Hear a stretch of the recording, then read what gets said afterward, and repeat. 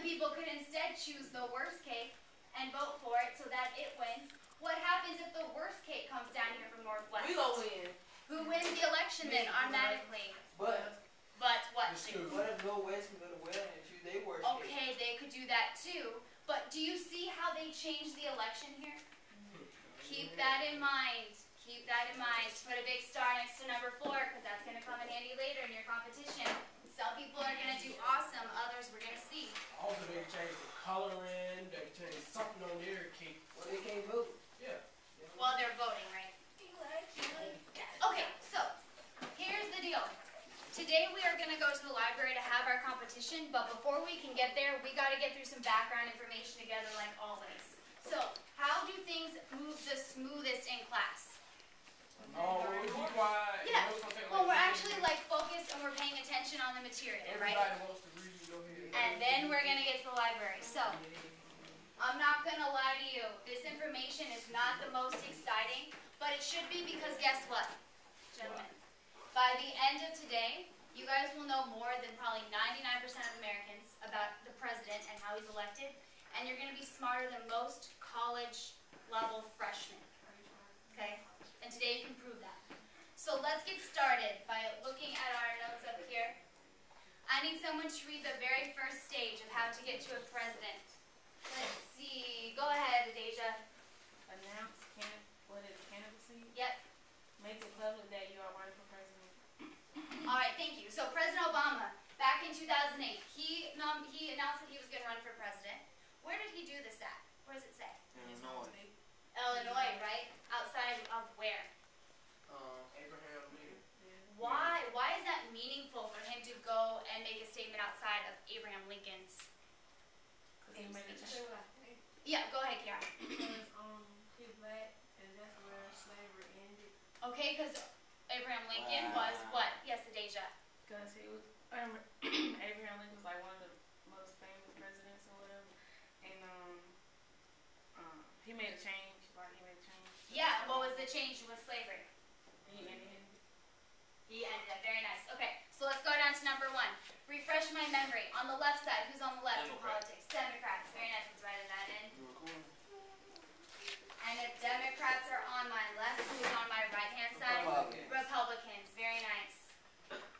Now, this is the very first stage. Republicans and Democrats decide they want to run for president. But here's the important part. Let's look at number 2 here. Why do I have more than one person on each side? Why do I have more Democrats than just one and more than just one Republican during this stage? Think about that. Raise your hand if you think you understand this. Okay. Yes, go ahead. They need more than one person on each side with more than power. Okay. But remember, this is the first stage where people say that they want to run for president, right? Why do I have more than one person here? Yeah, Deja. So for a campaign.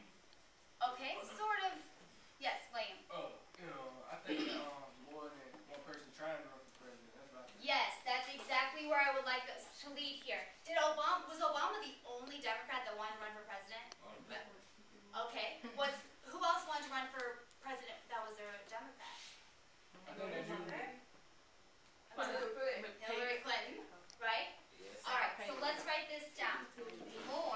Let's take William's answer. More than one Democrat and one Republican want to run. And I'm actually going to say Prez with a Z. So that's our note-taking president. Instead of spelling out president fully, we can write Prez, okay? More than one Democrat and more than one Republican want to vote for the president. Now, if you finish this, I want you to take a look at the second stage we're at. So we have Republicans and Democrats announcing they want to run. This is probably the most confusing stage, so stick with me here. What is our next stage? I'm going to move forward, okay? Let's get this slide. Primaries or caucuses. So I need someone to read primaries or caucuses out loud. All right, go ahead, William. The election where people choose the best Democrat candidate and the best Republican candidate.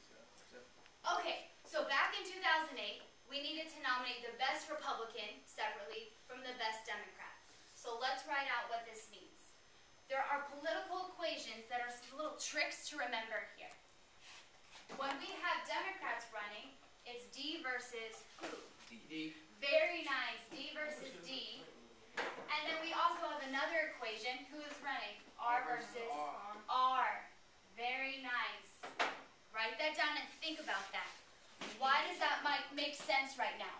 Yes, James. Because, like, when you got Democrats, like, when you got more than one people on the left side, like, they voting, so it's going to automatically eliminate one, so it's going to leave one left. And then when you got the Republicans, the one on the right side, it's going to automatically eliminate one, so therefore, it's going to be, they're going to split up, and it's going to be Democrat versus Republican. Very nice job. I really liked your explanation about elimination. If this doesn't make sense, think about the NBA competition, right? The NBA finals. All these teams compete, and then they get down to how many left? 2. Just 2. But right now, we have to have all those teams compete. So we're choosing the best D and R. Okay? Now, this is where it's going to get a little bit boring for a second, but this is where you're going to become smarter. So we have primaries or caucuses, right? What are these two things?